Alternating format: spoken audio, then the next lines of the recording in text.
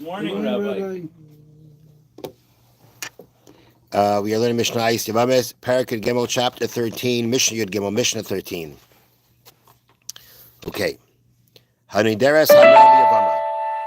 If a woman creates a vow in which she forbids herself from having any kind of benefit from her brother-in-law. Okay? She's married to a guy, and she apparently is not pleased with her brother-in-law, and she makes a vow that she may not have any kind of benefit from him. And she did it b'chaya baila, and she did it while her husband was alive. And then her husband died, and they had no children. So now she falls even to her brother-in-law, whom she forbade herself to have benefit from. If she cohabits with him, she has benefit from him. That's how Yibam happens. So she's in a situation here where she has basically forbidden herself from being able to allow the Yavim to do Yibam on her. So the Mishnah says, so what do you do? She's stuck, right? If she doesn't, if there's no Yibam, then she needs Chalitza. Without Chalitza, she's not going to be able to marry somebody else. That means we need for the Yavim, her brother-in-law, to give her Chalitza. So Kaifin Oisai Shiachlitzla. We force him to give her Chalitza. But that means like this. That means that she made this vow while her husband was alive. That would mean that we have no basis to say that she did it in order to prevent Yibam from ever happening. She did it because she was angry at the guy. It had nothing to do with trying to get in the way of Yibam being done. And as long as that is true, so look, she made a vow. She's allowed to make the vow in her husband's lifetime. She's allowed to do that. And now circumstances came out that she's stuck. So we say to the Yavim, look, you say to the brother-in-law, you can't do Yibam on her. She made a neder, and therefore now you should give her Chalitza. Not only will you give her Chalitza, when a woman receives Chalitza from her brother-in-law, that allows her to collect her ksuba from her late husband's estate. So being that here we are forcing him to give Chalitza, which means he should be doing the Chalitza, she didn't do anything wrong regarding the fact that now Chalitza has to be done to her. So we make him give Chalitza, and she collects her ksuba. But la'achami says, let's say she did it after her husband died. Her husband died. She fell to Yibam. And now she says, she makes a neder, she makes a vow that she's not going to have any benefit from her brother-in-law, which again, the Torah gives a person the power to do that.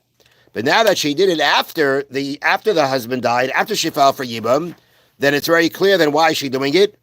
At least what's part of her intention why she's making the vow, to prevent Yibam from happening. If that's what happens, then mevakshim hemenu shiachletzla. Then we ask him to give her chalitza. We ask her to give him a chalitza. We can't force him. She brought this. She is trying, but she is intentionally trying to get out of the Yibam. If that's what happens, then we ask him to give her chalitza, but we don't force him to give her chalitza.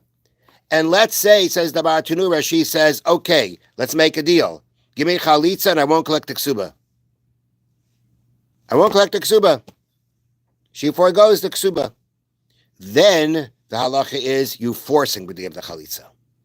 If basically there's no loss here, there's no loss of money from the estate, therefore we say to him, all right, you can go ahead and you give her chalitza and give her chalitza, and she won't collect the ksuba.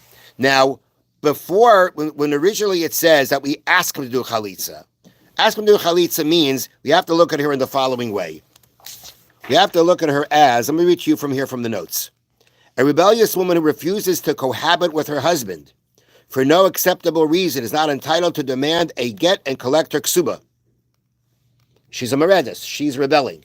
She has no right to demand a get or collect her ksuba. When a yavam intentionally makes a vow to prohibit herself to her yavam, she makes a vow to make herself forbidden to him.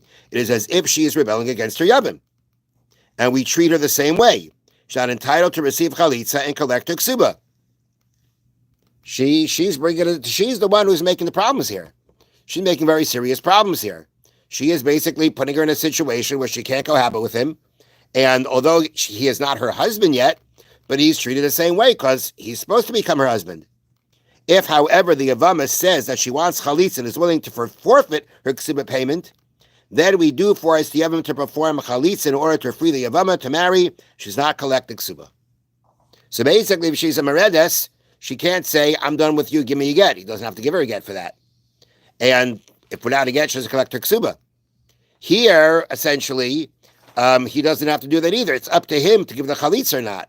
Now, it would seem that if he decides to give her the chalitza, he decides he'll let her go, she will collect her ksuba. But in a situation where he said, I'm not giving you chalitza, I don't want to go through chalitza. And then she makes a deal that if you give me a chalitza, I won't collect the ksuba. Then if she's ready to forfeit her ksuba, then we will force the guy to go ahead and force the brother-in-law to give her chalitza. Okay, now, the Mishnah continues. Vim niskavna lakach.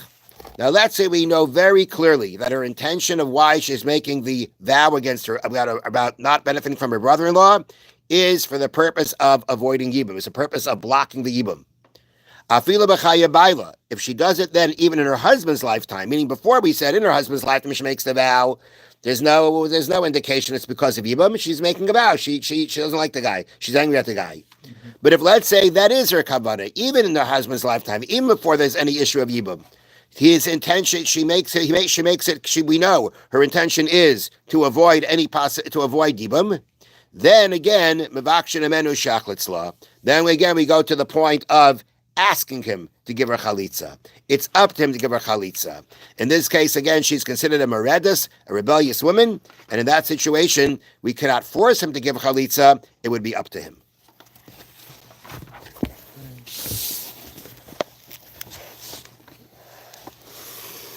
Okay, Gimel, and the Chofetz Chaim. V'da, and be aware, the Isser Rechilusu Afila Me Maskaven Berechilusai Lachna Sila Beliba Aloise Ploining. Even the prohibition of Rechilus applies even if you don't intend to make the person who you're telling the Rechilus to angry. So again, Reuven is telling Shimon what Levi did to him. When Reuven did that, he may have had no intention for whatever he was thinking to make Shimon angry at Levi. He had no intention. Nonetheless, you can't do it because at the end of the day, you're telling Shimon about what Levi, how Levi harmed him. And even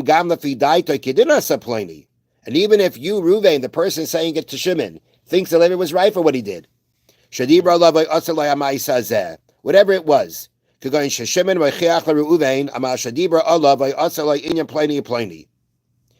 for instance, Shimon is rebuking Reuven on the fact that he said to him, you said this about me, you did this to me. And Reuven says, no, I had a right to do it. The proof is, Yehuda said the same thing about you. Shimon, Yehuda, Racha Mikri. If you think that, now again, he may be saying, he's trying to basically justify what he did. He's justifying by saying, you know what, so-and-so did the same thing, or so-and-so said the same thing. All right, in that situation, if that would actually convince Reuven that he was wrong, if that would convince Reuven that what he did was wrong by saying, oh, Yehuda did the same thing or said the same thing, that maybe that wouldn't be Rechilas.